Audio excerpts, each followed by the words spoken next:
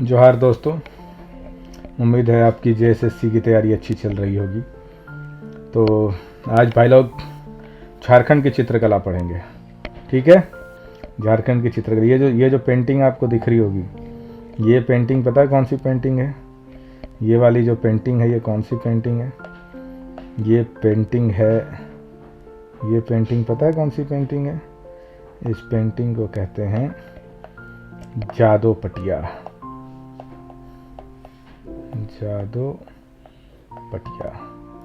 ये जादो पटिया पेंटिंग है। ठीक है, चलिए जादो पटिया चित्रकला के बारे में जल्दी से जान लेते हैं। ज़्यादा कुछ है नहीं जानने को। जादो पटिया दो शब्दों से बना है, पहला जादो दूसरा पटिया। और जादो का अर्थ होता है चित्रकार। और ये चित्रकार किस भाषा में है? ये संथाली भाषा में है। ठीक है। पटिया का मतलब होता है कागज़ या कपड़ों के छोटे छोटे टुकड़े। ये मुख्यतः संथालों में प्रचलित है। इसमें 15 से 20 फीट चौड़े पट बनाए जाते हैं और उन चौड़े पटों में 4 से 16 तक चित्र होती है। अब इसमें जो इम्पोर्टेंट क्वेश्चन बनता है वो ये रहता है कि इसमें जो मुख्य रंग हैं वो कौन कौन से हैं? लाल रंग है, हरा रंग है, पीला रंग है, भूरा रंग है और काला रंग है। और ये वाला जो क्वेश्चन है ये आया हुआ है एग्ज़ाम में पहले भी।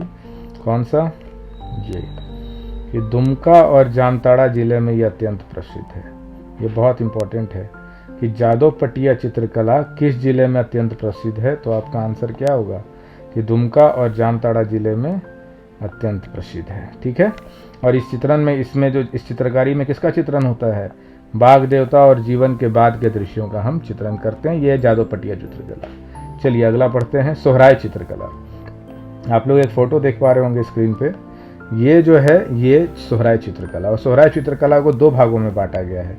पहला होता है मंजू सोहराय, दूसरा होता है कुर्मी सोहराय चित्रकला। अब ये सोहराय से ही आपको लग रहा होगा कि जो दिवाली पूरे इंडिया में मनाई जाती है, पूरे देश में मनाई जाती है, उसी समय सोहराय पर्व भी स्टार्ट होता है। तो ये इसका जुड़ाव जो है ये सोहराय पर्व से है। और ये किस ज़िले में अत्यंत प्रसिद्ध है? ये हजारीबाग ज़िले में सबसे ज़्यादा प्रसिद्ध है। और इसमें क्या किया जाता है?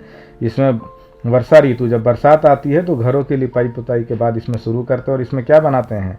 इसमें या तो देवता, प्रजापिता या पशुपति जो भगवान शिव होते हैं उनका चित्रण किया जाता है, या उनकी सांड की पीठ पर खड़ा चित्रण किया जाता है। पर इसमें सबसे अच्छी बात यह है, सबसे इम्पोर्टेंट बात आप कह सकते हैं कि किसी भी श्रेणी की मैं बात कर रहा हूँ। ठीक है, आप ये याद रखिएगा कि किसी भी श्रेणी में पहला जीआई टैग इसी को मिला था, सोहराय चित्रकला को। ठीक है, आप लिख सकते हो क्या? First GI tag. ठीक है, तो ये सोहराय चित्रकला हो गया। चलिए अगला देखते हैं, कोहबर चित्रकला। ये जो आपको स्क्रीन पे दिख रही है यही है कोहबर चित्रकला।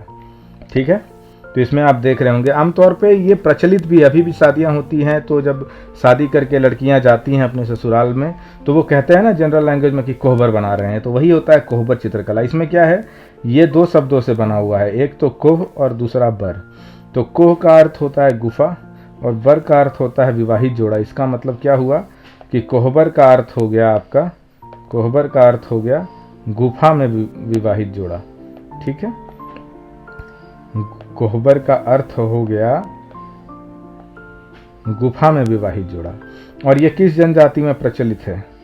ये सबसे ज़्यादा बिरहोर जनजाति में प्रचलित है।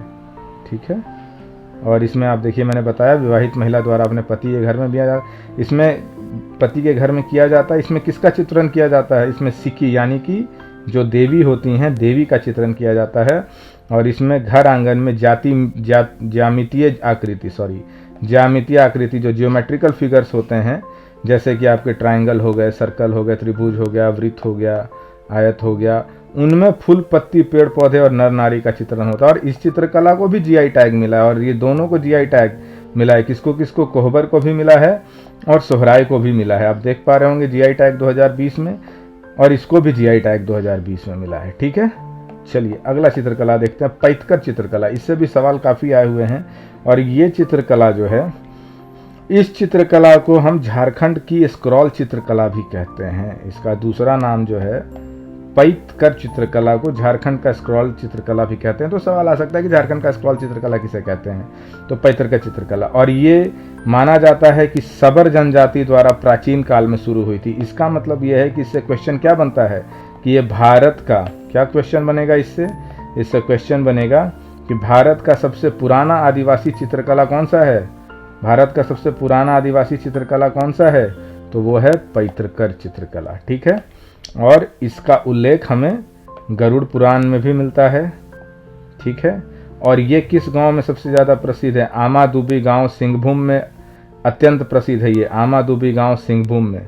और आमादुबी गांव को इसकी वजह से हम लोग क्या कहते हैं, पैतकर गांव भी कहते हैं। ठीक है, ये क्वेश्चन जो है आपका, आमादुबी गांव सिंहभूम में अत्यंत प्रसिद्ध है। इसके अलावा ये बिहार में भी मिलेगा, बंगाल में भी मिलेगा, उड़ीसा में भी मिलेगा, वहाँ भी ये लोकप्रिय है। इसमें जीवन के बाद होने वाली घटनाओं का चित्रण होता है और इसमें अलग अलग कहानियाँ और जो स्थानीय रीति रिवाज होते हैं उनका वर्णन किया जाता है। तो ये थी आपकी पैतकर चित्रकला।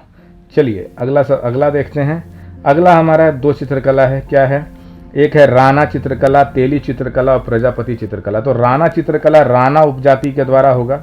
ठीक है, तेली चित्रकला तेली उपजाति के द्वारा, प्रजापति चित्रकला प्रजापति उपजाति के द्वारा। ये तीनों उपजाति के नाम है, किसके नाम है, उपजाति के नाम है, सॉरी उपजाति के नाम है। और क्या होता है इसमें, ये यही उपजातियों द्वारा प्रयोग किया जाता है। और इसमें सबसे अच्छी बात यह है कि इसमें धातु के तंतुओं का प्रयोग होता है। तो अगर ये सवाल आता है कि धातु के तंतुओं का प्रयोग किस चित्रकला में की जाती है, तो इसमें और इसमें तीनों में किया जाता है। और इसमें भी भगवान शिव को पशुओं एवं पेड़ एवं है ये, सॉरी इसको एवं मान लीजिए। ठीक है, एवं पेड़ पौधों के देवता के रूप में माना गया है। अगला चित्रकला है हमारा गंजू चित्रकला। गंजू चित्रकला में भी जंगली जो पालतू जानवर होते हैं और जो जंगल होता है, जो पशु होते हैं और जो वनस्पतियां होती हैं, पेड़ पौधे, उनकी तस्वीर बनाई जाती है। चलिए भित्ति चित्रकला। भित्ति चित्रकला भी एक और चित्रकला है। ये भित्ति चित्रकला, भित्ति चित्रकला में क्या होता है, ये घरों की दीवारों पर की जाती है, इसीलिए इसको वॉल पेंटिंग भी कहते हैं। ठीक है, इसको वॉल पेंटिंग भी कहते हैं। और इनमें भी ज्यामितीय चिन्हों का प्रयोग होता है। ज्यामितीय चिन्ह का प्रयोग कहाँ पे भी होता है, आपको याद हो अभी पढ़ाया था मैंने, कोहबर में भी होता है, कोहबर में भी। ठीक है, और ये भी संथाल परगना में प्रचलित है, और रांची छोटा नागपुर क्षेत्र में भी प्रचलन है। आप ध्यान से अगर इन 2 पॉइंट को देखें तो ये संथाल परगना में भी प्रचलित है और ये छोटा नागपुर में भी प्रचलित है। पर फर्क क्या है, संथाल परगना में आपको प्राचीनता का भाव मिलेगा, जबकि छोटा नागपुर में आधुनिकता का भाव मिलेगा। संथाल परगना वाले क्षेत्र में जो प्रचलन है उसमें आकृति की प्रधानता होती है, ज्यामितीय आकृति की। लेकिन छोटा नागपुर क्षेत्र में क्या है कि रंगों की प्रधानता होती है। और संथाल परगना वाले क्षेत्र में ये चित्र जो होते हैं ये उभरे हुए होते हैं, जैसे 3D आपको दिखता है ना उभरा हुआ, उस तरीके से। पर ये समतल होता है, जैसे आपको स्क्रीन पे जो दिख रहा है वो समतल है, तो ये समतल होता है। और संथालों का मानना है, संथाल समाज मानते हैं कि ये चित्रकला उनके प्राचीन चाय चंपागढ़ हजारीबाग क्षेत्र से जुड़ा हुआ है।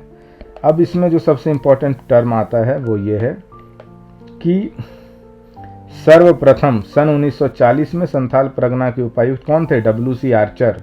उन्होंने अपनी पत्रिका लिखी थी वर्टिकल मैन, उसमें भित्ति का वर्णन किया था।